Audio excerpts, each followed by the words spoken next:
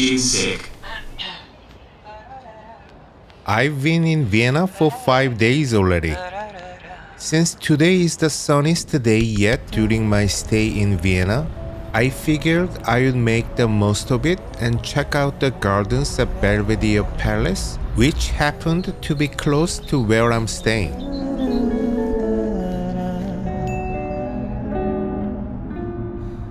After spending so much time at Schönbrunn yesterday, I felt like I had seen enough palaces for now. Today, I just wanted to take a relaxing stroll through Belvedere's gardens and soak up the sun.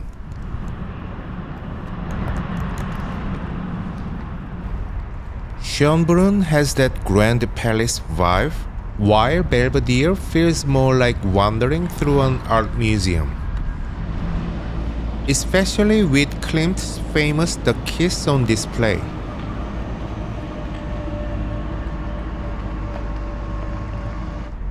I'm not one to splurge on entry fees often, but I'm thinking of making an exception this time.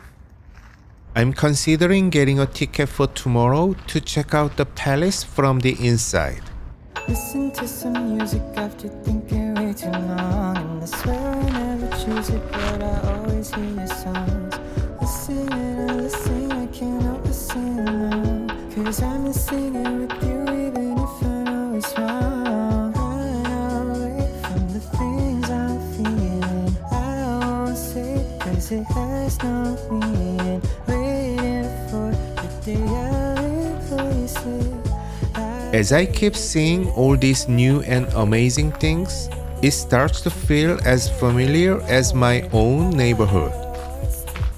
I feel like the time to think about moving to a different city. I don't wanna keep you close. If I'm hurting you the most, I'll try to keep my distance from you for some time, 'cause I'm not ever gonna be.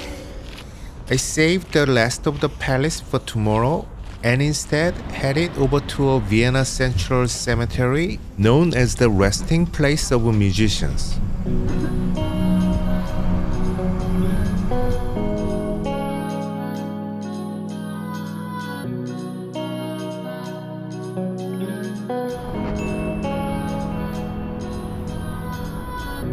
I'm done being vague about falling in love.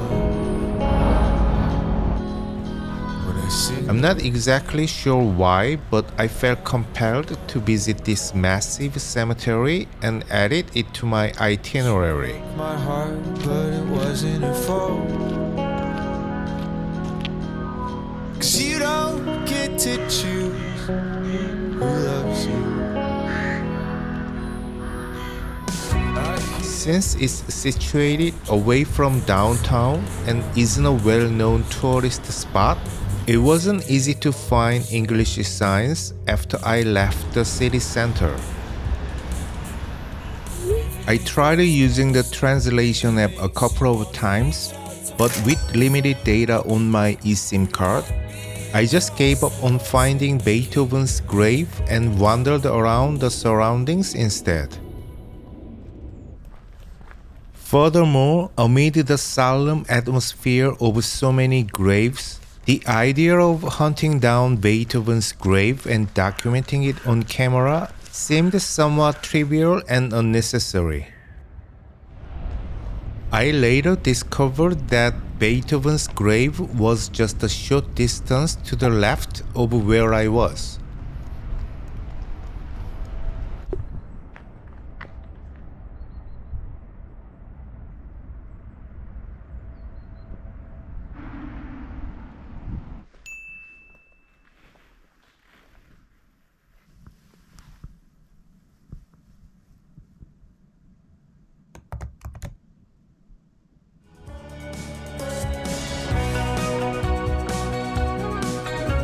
This place seems to serve not just as a resting place for the deceased, but also as a huge park with its extensive cemetery grounds. Night after night, I keep having the same dream. She sits next to me on the train. When I got here, I was a little afraid it might feel gloomy being in a cemetery.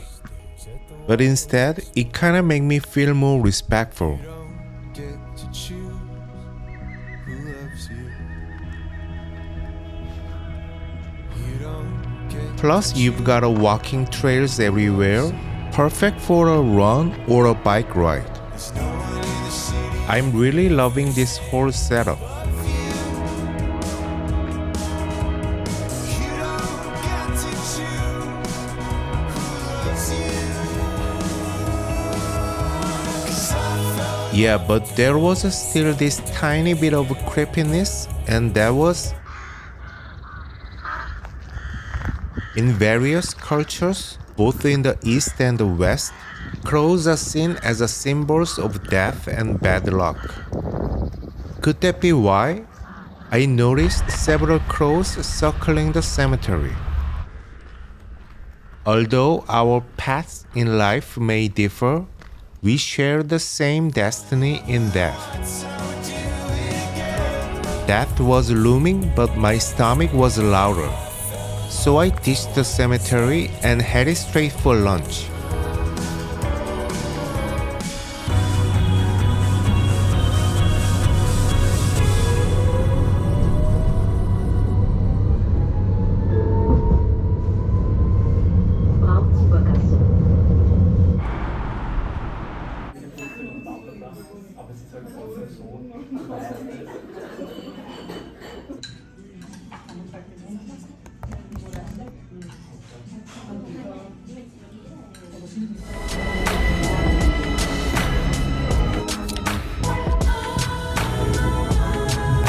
hope you know the way I feel about you.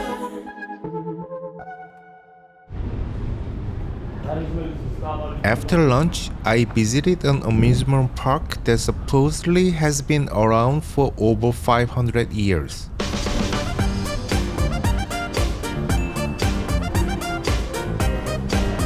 I'm the type who dreams of wandering along out-of-season beaches or exploring off-season amusement parks like Coney Island, New York during winter, so it was difficult to skip this spot. Is it like longing for the glory days of a place that's now just a memory? The off-season is nice for chilling out, but it's kinda eerie with so few people around. It might be just my mood, but the German version somehow adds an extra layer of eeriness to it. Kommen Sie ins Geisterschloss herein. Keine Angst und geben Sie einen Stuhl. Bitte dir ist den Wagen bezahlt. As I've grown older, there came a time when I started feeling guilty about watching these animals. Yet for kids from less fortunate families, it's often the most affordable way to experience them. Zoos, they are a real moral dilemma. When traveling to Europe in winter, you'll notice many places undergoing renovation. Is there a way of repairing and reorganizing for the upcoming peak season?